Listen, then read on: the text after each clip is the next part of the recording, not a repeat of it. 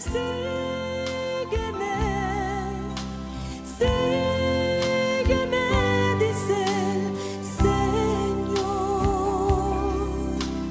Déjalo todo, yo soy tu heredad, yo te sostendré, dice el Señor. Bendiciones, Dios les bendiga a cada uno de ustedes. Vamos a continuar, amados en Cristo, y comenzamos en el capítulo 19 del segundo libro de los Reyes, y el tema es la victoria de Judá sobre Sennacherib, rey de Asiria. Vamos a ver la victoria, pero vamos a ver los pasos que siguió Ezequías para que Dios escuchara sus oraciones.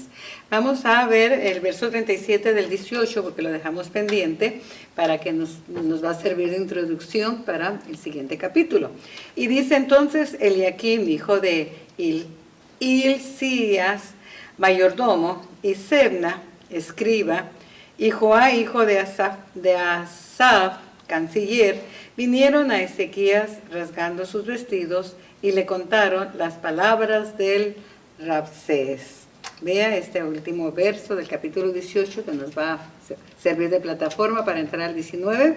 Vean que vinieron Eliacam, Hilcías y Sebna. Ellos fueron los que escucharon las palabras arrogantes y provocativas, orgullosas y de los mensajeros del rey de Asiria. Pero ellos vinieron delante del rey Ezequías, a estos hombres que el rey había enviado para escuchar las palabras de Rabsaces. Y como ya vimos la semana pasada, lo que escucharon fueron palabras muy arrogantes, jactanciosas, jactándose de grandeza el rey de Asiria, y palabras llenas de amenaza para el pueblo de Judá. Entonces, ¿qué hicieron ellos? Pues rasgaron sus vestidos y se presentaron delante del rey para contarle las palabras que de parte del enviado del rey Asiria, palabras de juicio, palabras de amenaza. Vamos a ver con eso, vamos a ver qué pasó, pero antes de entrar al capítulo 19, ellos dicen que rasgaron sus vestiduras. Y aquí quiero yo hacer una pausa, un paréntesis, para ver qué significa rasgar las vestiduras. Porque antes de presentarse al rey, ellos se presentaron, rasgaron sus vestiduras, se presentaron con vestiduras rasgadas. ¿Qué nos habla eso? ¿Qué es lo que nos enseña? Rasgar sus vestiduras es una señal de dolor, lo cual, sin antes hablar las palabras al rey, su lenguaje corporal estaba diciendo que venían bajo una fuerte emoción de dolor.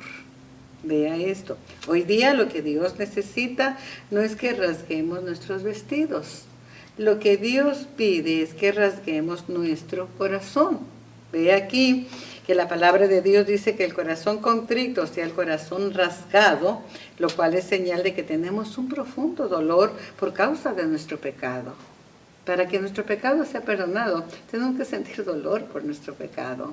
Entonces, Joel me lo explica mejor que yo en el libro del profeta Joel. Veamos esto. Joel capítulo 2, en el verso 12 dice: por esto ahora, dice Jehová, convertíos a mí con todo vuestro corazón, con ayuno y lloro y lamento. Vea la forma de acercarnos al Señor. Cuando nosotros queremos ser escuchados, cuando nosotros estamos bajo una fuerte presión emocional de parte del enemigo, cuando nosotros estamos en grande problema, cuando no vemos salida. Miren la forma de acercarnos. Dice la Escritura, por eso pues ahora, dice Jehová, convertíos. Lo primero que tenemos que estar convertidos. Dice, a mí, al Señor, convertidos al Señor. ¿Cómo? Con todo vuestro corazón. Con ayuno, lloro y lamento. Lamento es más que un lloro, es a gritos. Verso 13. Rasgad vuestros corazones y no vuestros vestidos, y convertíos a Jehová vuestro Dios, porque misericordioso es y clemente, tardo para la ira y grande en misericordia, que se duele del castigo. Él no se goza del dolor que pasamos, de la disciplina, de las circunstancias, de lo que el enemigo en sus acechanzas nos hace pasar. Él no se goza de eso. Él dice que Él tiene misericordia. Él le duele cuando nosotros estamos pasando por circunstancias que nos causan gran dolor. Pero Él nos exhorta, nos llama, nos hace un llamado. Conviértete a mí. Deja tu pecado. Rasga tu corazón. Ven a mí, humillado, en otras palabras. Humillado, convertido, con ayuno, con lloro, con lamento. Porque yo soy tardo para enojarme, soy tardo para la ira, pero soy grande en misericordia y me duele el castigo, me duele lo que ustedes están pasando. ¿Te das cuenta qué hermosa es la palabra del Señor? Judá está sitiada, amados en Cristo, y amenazada por el enemigo. ¿Por qué razón? Por su falta. A causa de su falta, a causa de la falta de arrepentimiento. Su pecado los había llevado a esa dolorosa situación. Es cierto que el rey de Asiria fue arrogante, es cierto, pero Dios mira de lejos al altivo. Pero Judá había pecado contra Dios, adorando a otros dioses, siguiendo los pasos de Israel, su hermana. Eso era suficiente. Al ver que Israel había caído, eso era suficiente para que ellos, al ver lo que pasó, la destrucción de Israel, el cautivo de Israel, se volvieran a Dios y confesaran su pecado con sincero arrepentimiento, pero ellos no tomaron en serio su pecado. Y aquí vamos a ver esto, amados en Cristo, que nos va a ilustrar, que vamos a ver lo que es no arrepentirnos de corazón, lo que es tomar el pecado a la ligera, lo que es como no tener en cuenta nuestra falta y pasarla por alto, pero Dios no la va a pasar por alto, o justificarnos, poner nuestras excusas. Veamos aquí esto. La palabra de Dios habla claro. Capítulo 3 del profeta Jeremías, en el verso 9, veamos desde el 8. Dice, ella vio que por haber fornicado la rebelde Israel, cuando dice ella vio, ¿de quién se está refiriendo? De Judá. Dice, ella vio que por haber fornicado la rebelde Israel, yo la había despedido y dado carta de repudio. Dios los dejó a merced del enemigo. Pero no tuvo temor, ve aquí, no tuvo temor la rebelde Judá, su hermana, sino que también fue ella y fornicó, hizo el mismo pecado, por lo cual Israel fue llevado cautivo y destruido y tomado completamente el reino del norte. Verso 9, ve aquí. Y sucedió que por juzgar ella, o sea Judá, cosa liviana su fornicación, la tierra fue contaminada y adulteró con la piedra y con el leño. Judá siguió los mismos pasos de Israel, pero Dios le dio un ejemplo tremendo y a Israel también le dio oportunidad de arrepentirse. Jehová clamó, aún aquí, que ya está por suceder. Verso 10 dice, con todo esto su hermana, la rebelde Judá, no se volvió a mí de todo corazón. Vea usted, miraron lo que había pasado con Israel, miraron la destrucción, oyeron las advertencias por el mismo pecado, pero dice el verso 10, con todo esto su hermana, la rebelde Judá, no se volvió a mí de todo corazón, sino fingidamente, dice Jehová. Tomaron el pecado como cosa liviana. Y no se volvieron de corazón. Hipócritamente adoraban a Dios. Fingidamente decían servir a Dios, adorarlo, tener una relación con Él, pero tenían una relación adúltera, fornicaria con otros dioses. Ella no tomó en serio su pecado. La nación de Judá no tomó en serio el pecado. Fingidamente adoraban y vino a ser peor que Israel. Mire el verso 12. Y ve y clama estas palabras hacia el norte y di: vuélvete, oh rebelde Israel, dice Jehová. No haré caer mi ira sobre ti, porque misericordioso soy yo, dice Jehová. No guardaré para siempre el enojo. ¿Por qué el Señor insiste con Israel? Y habla de que Judá ha hecho lo mismo y que ha venido a ser peor. Porque Dios da el último llamado a Israel, comparando ya que Judá ha venido a ser peor, siguiendo el ejemplo de ella, ha venido a ser peor que Israel. Vea qué tremendo. Vea, vamos a leer nuevamente. Con todo esto, en verso 10, su hermana, la rebelde Judá, no se volvió a mí de todo corazón, sino fingidamente, dice el Señor. Verso 11. Y me dijo Jehová: ha resultado justa la rebelde Israel en comparación con la desleal Judá. Porque Israel se entregó a la idolatría, abandonó a Dios. Pero Judá jugaba a adorar a Dios y adoraba a los dioses. Por eso vino a ser peor. La hipocresía, amados en Cristo, es peor que reconocer o decir no quiero nada, pero fingir que sí estaban con Dios.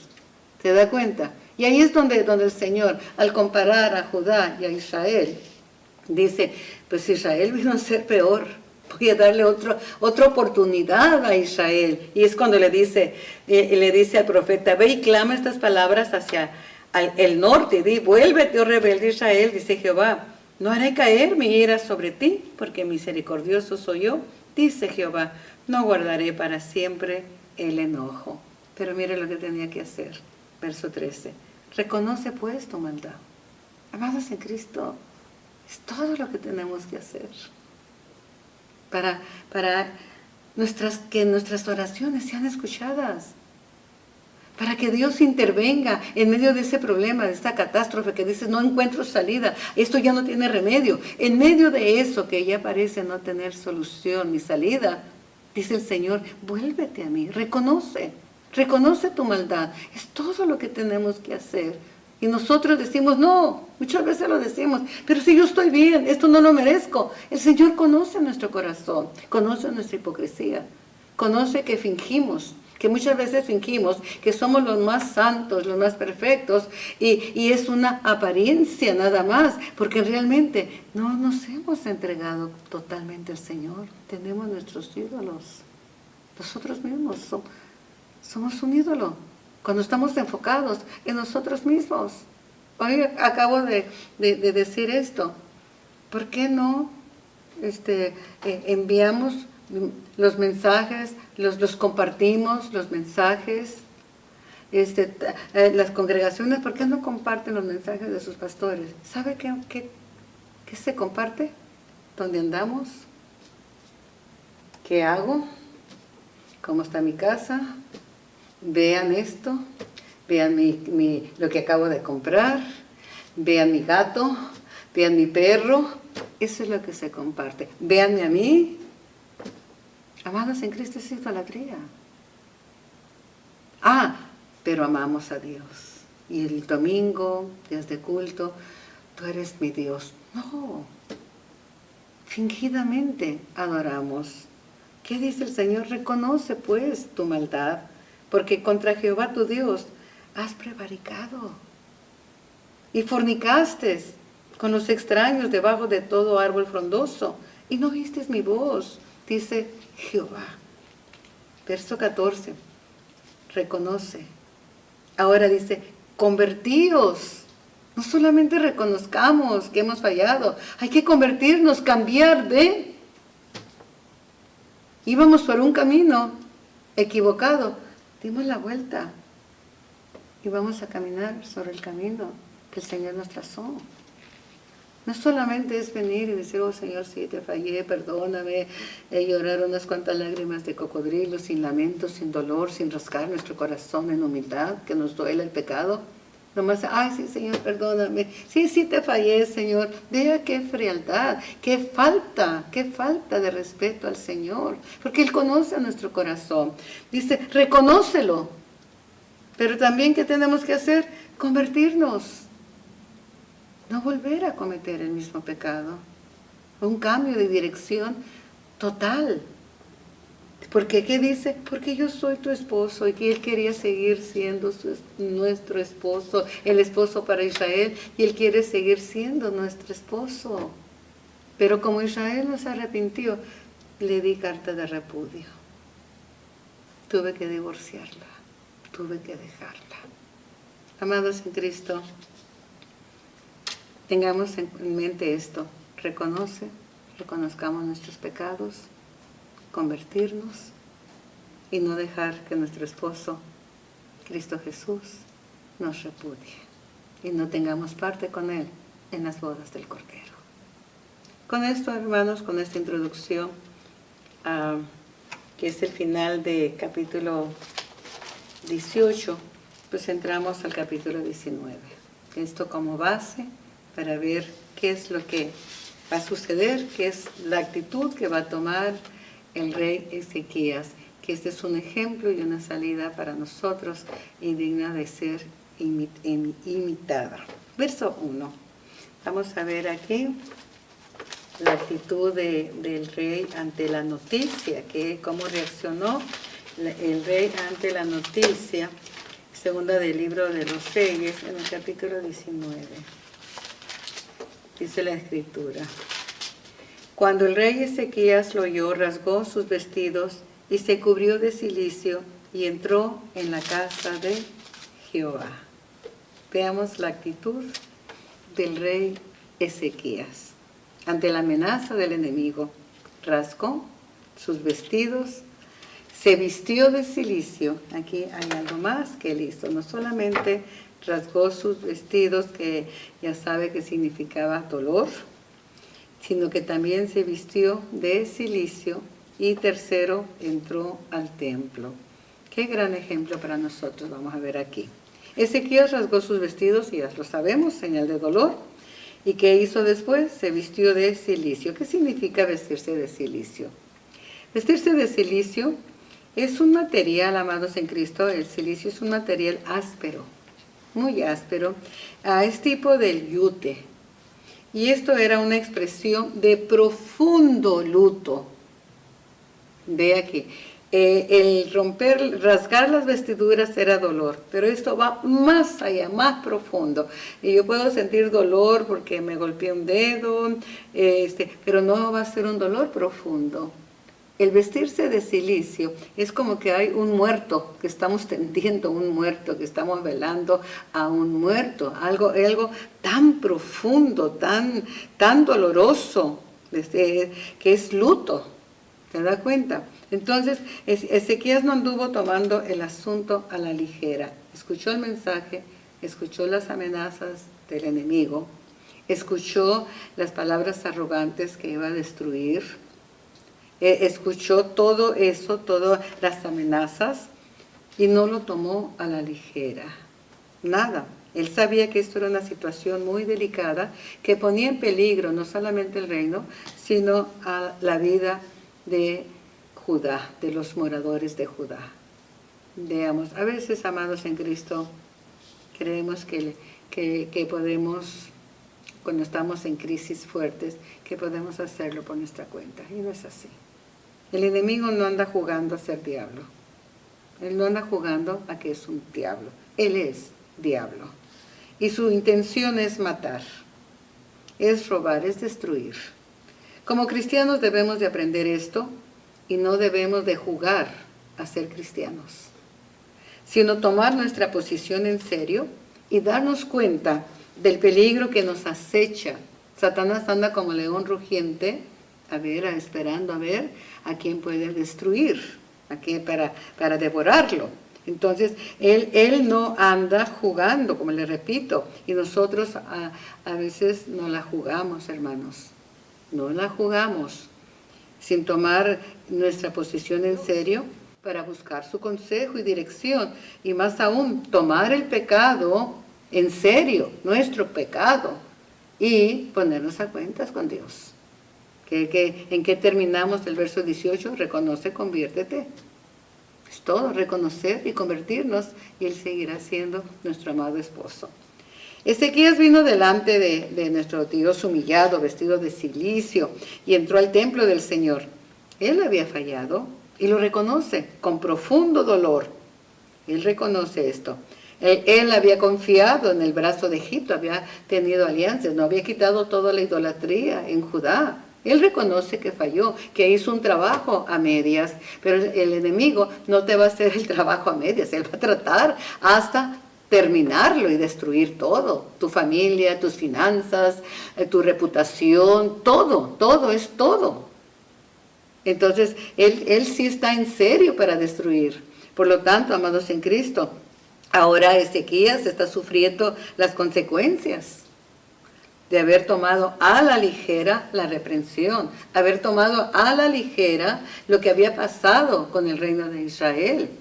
Por lo tanto, él viene al templo sufriendo las consecuencias, pero arrepentido. Él viene arrepentido. Él vino al lugar de refugio, el lugar donde podemos venir delante de Dios, arrepentidos realmente de corazón, buscando su protección, buscando su guianza en esta situación que estamos pasando, que estás pasando, y sobre todo, asegurarnos de su perdón. Porque cuando venimos realmente arrepentidos, no se hace esperar el perdón de Dios. Hay quienes cuando están en prueba no buscan a Dios. Sus corazones se llegan a endurecer por los problemas. Y es cuando debemos de buscar mucho más a Dios. No endurecer nuestro corazón, rasgar nuestro corazón. Estamos en problemas, sí, pero Dios no contesta. Examinémonos. ¿Por qué no ha venido la respuesta? Puede haber varios motivos. Dios fortaleciendo nuestra fe en medio de las pruebas.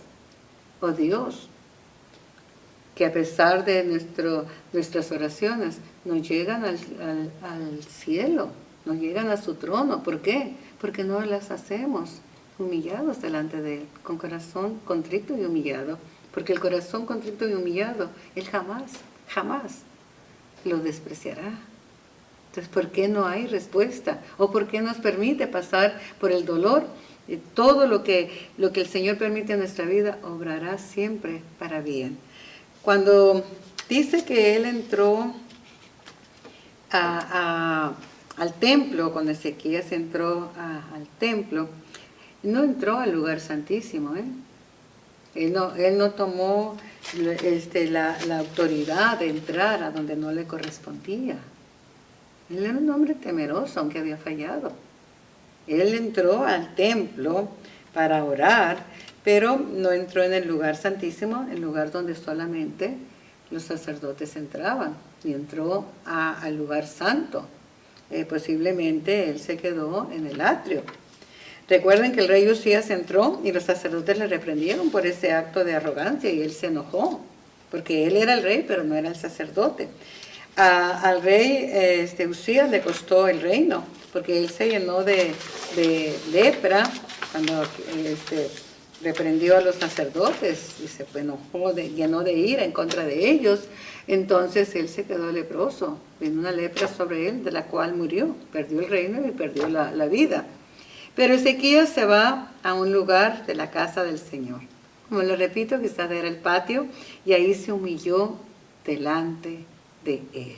Lo tercero que hizo Ezequías es enviar a sus mensajeros a buscar al profeta Isaías. ¿Qué está buscando aquí Ezequías? Está buscando la palabra de Dios. ¿Ha podido considerar los pasos que hizo Ezequías para ser escuchado? rasgó su corazón, se vistió de cilicio, de un dolor profundo, de luto, entró al templo. ¿Y ahora qué hace? Busca palabra de Dios a través del profeta. La palabra de Ezequías en el verso 3, veamos aquí lo que dice Ezequías, el rey Ezequías en el verso 3. Y dice, desde el 2 dice que envió estos sus mensajeros al profeta Isaías, dice el 2, para que le dijesen a Isaías, así ha dicho Ezequías: este día es día de angustia y de reprensión y de blasfemia, porque los hijos están a punto de nacer y la que da luz no tiene fuerza. Vea las palabras que manda el profeta Ezequías decir a Isaías. Vea, es un mensaje de dolor. Aparentemente sí, a la ligera no se da mucho a entender, pero cuando usted lo ve despacio, lo analiza, lo que está diciendo Ezequías al profeta, el mensaje que le está dando al profeta Isaías, le dice, porque los hijos están a punto de nacer y la que da luz no tiene fuerza. ¿Qué es lo que él está hablando? Es un mensaje de dolor, de desesperación, de angustia. Ellos habían llegado a su límite de sus fuerzas. Y lo que el mensaje aplica es que ellos están tan cansados y sin fuerzas, como una mujer que está de parto, que al quedarse sin fuerzas está en peligro la vida de ella y la vida de su hijo. Miren, a ese nivel, con estas palabras, Ezequías, humillado delante de Dios, le dice al Señor, estamos sin fuerzas, ya no nos queda ninguna fuerza, estamos en dolor, estamos en angustia, estamos en desesperación, ya no podemos luchar nosotros, ya no tenemos fuerzas, por lo tanto, no hay esperanza para nosotros. Ezequías sabe que la única esperanza para el pueblo es que Jehová escuche estas palabras y que vea su aflicción y que Dios escuche también las palabras de Rabsaces, que él había hablado en contra de Jehová y cómo había comparado a Jehová Dios como uno más de los dioses falsos que no hicieron nada para salvar a Samaria y que asimismo no podrá hacer nada a favor de Judá, para salvar a Judá. ¿Se da cuenta? Qué tremendo, qué tremendas palabras de Ezequías. El mensaje diciéndole a Dios, estamos rendidos, no podemos hacer nada. Ahí nos quiere el Señor, hermanos. Y si estás pasando por algo fuerte, es por eso precisamente, porque nos quiere rendidos a Él, porque solamente Él puede ayudarnos. ¿Qué había hecho Ezequías en el pasado? Confiar en alianzas humanas, buscar ayuda en el hombre, en el brazo, según el fuerte del hombre. Pero el Señor lo llevó al grado de decir, no tengo ni una fuerza más.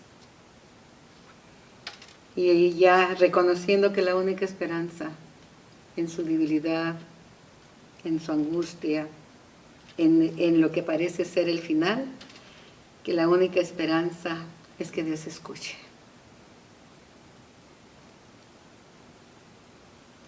En el verso 4, el rey pide a Isaías que ore por el pueblo de Judá. Asiria había devastado las ciudades vecinas de Judá. Y solo quedaba un pequeño remanente. Es muy triste esto, hermanos, cuando usted se mete en la palabra. Qué triste que iglesias grandes, megas iglesias, que todas ellas solamente un pequeño remanente se humillará delante del Señor. Y aún las iglesias pequeñas, Aún en las iglesias pequeñas no todo lo que está allí es genuino. Y Dios conoce el corazón. Pero el que se arrepiente, el que reconoce y se convierte, será parte de ese pequeño remanente. Y Ezequías pide a Isaías pues que ore por el pueblo de Judá. Veamos el verso 4. Quizá oirá Jehová tu Dios todas las palabras de Rabsaces, a quien el rey de los asirios, su señor, ha enviado para blasfemar al Dios viviente y para vituperar con palabras las cuales Jehová tu Dios ha oído. Por tanto, eleva oración por el remanente que aún queda. Está pidiendo oración. Verso 5. Vinieron pues los siervos del rey Ezequías a Isaías. Amados en Cristo, ve aquí algo que quiero añadir. Que no son muchos los que estamos dispuestos a veces a humillarnos delante de Dios, y mucho menos en estos tiempos de exaltación, de apostasía, de una supuesta falsa prosperidad, de empoderamiento carnal. Pero Ezequías lo hizo. Él siendo el rey lo hizo. Se humilló y le pide al profeta Isaías que ore a Dios. Y le da palabra de parte de Dios. ¿Qué es lo que le dice? Le repito, cuando venimos a Él humillados, reconociendo nuestra necedad, al no obedecerle, arrepentidos, venimos a Él, entonces Él no tardará en perdonarnos. Ezequías, le dio la palabra exacta para Dios. Aquí vengo, sin fuerzas. A veces venimos muy empoderados. Que nosotros podemos. Y que va a haber ese diablo. Y que Dios nos ha dado el poder. Sí, tenemos el poder cuando estamos humillados delante de Él. Ahí está nuestro poder. Nuestro poder está en nuestra debilidad. Nuestro poder está en la humillación delante de Dios. Nuestro poder está en obedecer a Dios. Nuestro poder está en someternos a la palabra de Dios. Ahí está nuestro poder. Alabado sea el nombre del Señor. ¡Qué hermoso! Es todo lo que tenemos que hacer y Él peleará esa batalla que tú dices, ya no puedo más, hasta aquí llegué, yo tiro todo. No tires todo porque el enemigo viene como león rugiente. Verso 6, vamos a terminar. Verso 6 dice, e Isaías le respondió, así diréis a vuestro Señor. Así ha dicho Jehová, no temas por las palabras que has oído, con las cuales me han blasfemado los siervos del rey de Asiria. Veamos al profeta Isaías. No fue fácil para el profeta Isaías dar palabra, No era un momento fácil para profecía. Te voy a decir por qué. Porque era un tiempo que todo apuntaba a la destrucción, una destrucción segura para Judá. Y no era fácil traer una profecía que dijera, que mostrara un panorama diferente al que ya se avecinaba. No era fácil para Isaías dar una palabra, pero él da la palabra sin titubear. Aunque si su profecía no se cumplía, todos iban a decir que él era un falso profeta. Sin embargo, él es fiel a Dios y dice, no temas por las palabras que has oído. Le dice a Ezequías, no temas, Ezequías, por las palabras que has oído, con las cuales me han blasfemado los siervos del rey de Asiria. Amados en Cristo, a veces andamos tan angustiados por las palabras que vienen en contra de nosotros, por lo que nos hacen o lo que no nos hacen, y andamos tan afligidos queriéndonos defender, cuando el Señor dice, no temas, yo ya escuché, yo soy el que peleo tus batallas. Ve aquí qué consejo más hermoso. Escuchemos la palabra, amados. No temas. Cuando nosotros confiamos en Dios y creemos en Él y nos mantenemos firmes, parados en sus promesas, no hay nada por qué temer. La palabra del Señor en el Salmo 27, verso 1 dice, Jehová es mi luz, Él es mi salvación, Él es la fortaleza de mi vida. ¿De quién temeré? ¿De quién me atemorizaré? ¿Se da cuenta, amados en Cristo, cómo necesitamos aplicar la palabra a nuestra vida? No solamente oírla, no solamente saberla, no solamente recitarla aún de memoria, sino que aplicarla a nuestra vida en todos los momentos, en todas las circunstancias de nuestra vida fuera diferente, fuera una vida fortalecida, llena de fe, llena de esperanza, llena de amor hacia nuestro Señor Jesucristo, llena de paz, llena de gozo.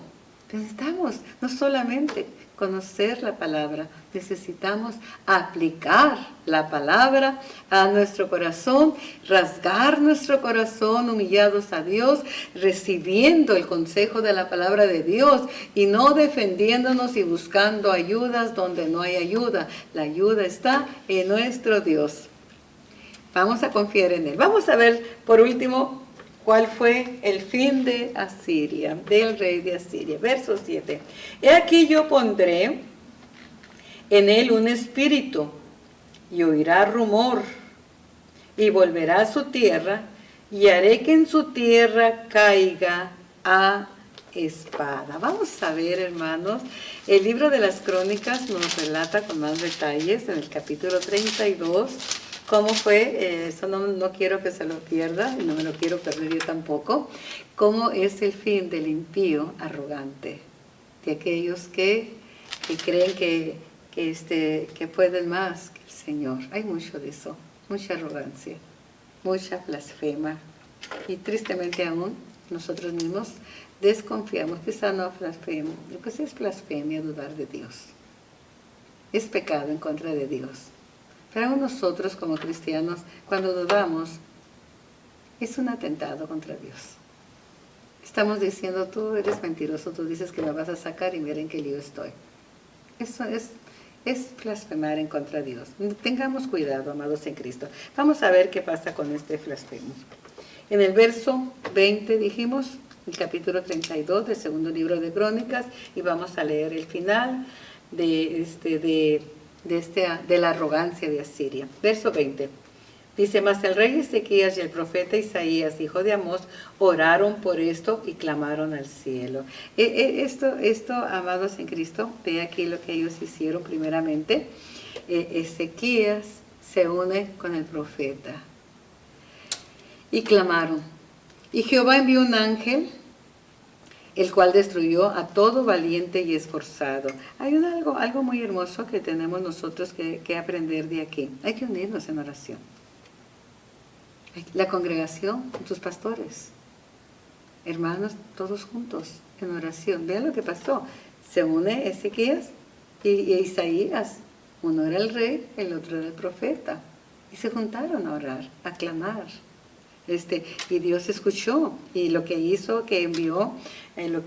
que envió un ángel al cual destruyó, el ángel destruyó, un solo ángel, mandó un ángel, no necesitó de mucho, ve el poder de Dios para destruir toda la arrogancia de Asiria, todos sus valientes, esforzados, los jefes de capitanes en el campamento del rey de Asiria. Y se volvió por tanto avergonzado. El Señor siempre va a avergonzar a nuestro enemigo si nosotros confiamos en Él.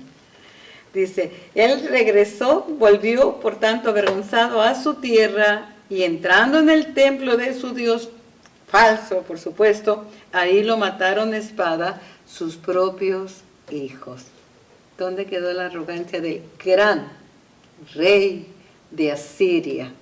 Como se nombró a sí mismo. Sus propios hijos en el templo de su Dios falso, ahí lo mataron a filo de espada.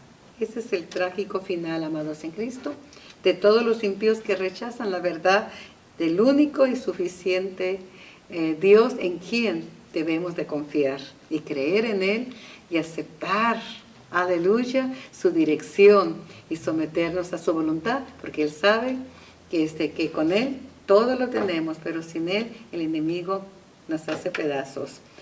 A diferencia, veamos que en medio de todo lo perdido, Ezequías y el profeta Isaías se unieron a clamar. Le repito esto porque es muy importante y con esto ya termino, y a orar por su liberación.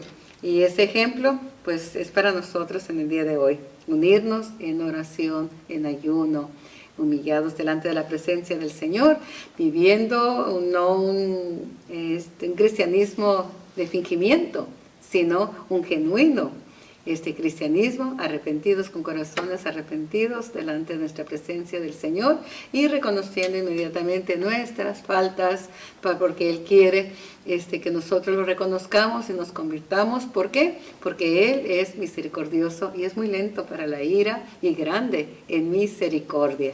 Amados en Cristo, con esto cerramos pues con este hermoso ejemplo, y dice el verso 22: así salvó Jehová a Ezequías y a los moradores de Jerusalén de las manos de Sennacherib, rey de Asiria, y de las manos de todos, y les dio algo más. No solamente los bendijo y les dio la victoria, sino que les dio reposo por todos lados. Habrá reposo, amados en Cristo, cuando confiamos en el Señor. Andamos tan afanados, tan angustiados, tan fuera de sí muchas veces. Pero cuando confiamos en Él y al confiar Él va a actuar, porque Él lo prometió, entonces habrá reposo por todos los lados. Habrá reposo en tu casa, habrá reposo con tu familia, habrá reposo con tus hijos, habrá reposo en todo lo que tú emprendas. El Señor te bendecirá, tendrás paz y descanso. ¿Qué dice Primera de Pedro capítulo 5 verso 7? Echando toda vuestra ansiedad sobre Él, porque Él tiene cuidado de nosotros. Dios te bendiga abundantemente. Bendiciones. Puedo confiar en el Señor, que no va a fallar. Puedo confiar en el Señor, que no va a fallar. Si el sol llegara a oscurecer y no brille más, yo igual le confío en el Señor, que no va a fallar. Puedo descansar, puedo descansar, y su mansión Cristo me dará.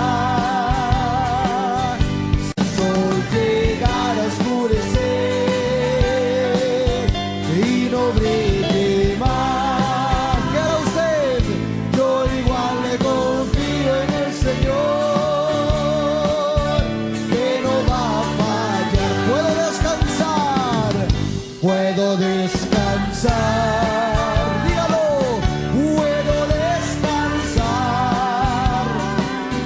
y su mansión Cristo me dará. Si el sol llegara a oscurecer y no brille más, yo igual le confío en el Señor. Puedo descansar, puedo descansar, dígalo, puedo descansar, y su mansión Cristo me dará.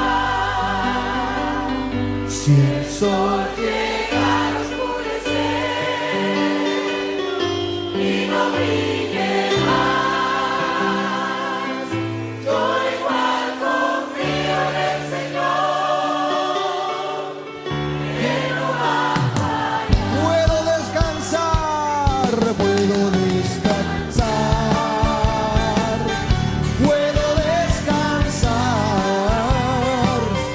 y su mansión Cristo me dará. Si el sol llegara a oscurecer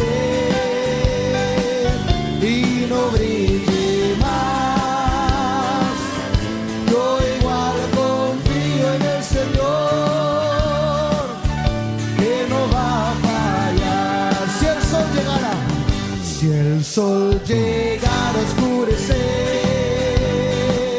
y no brille más, yo igual le confío en el Señor, que no va a fallar. Si el sol oscurecer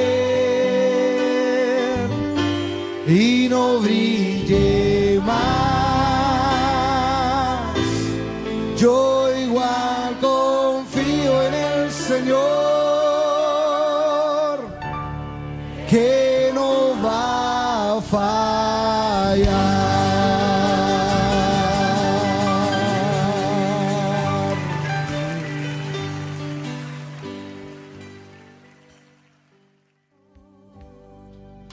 Son muchos los discípulos del Señor, pero pocos le conocen en su intimidad.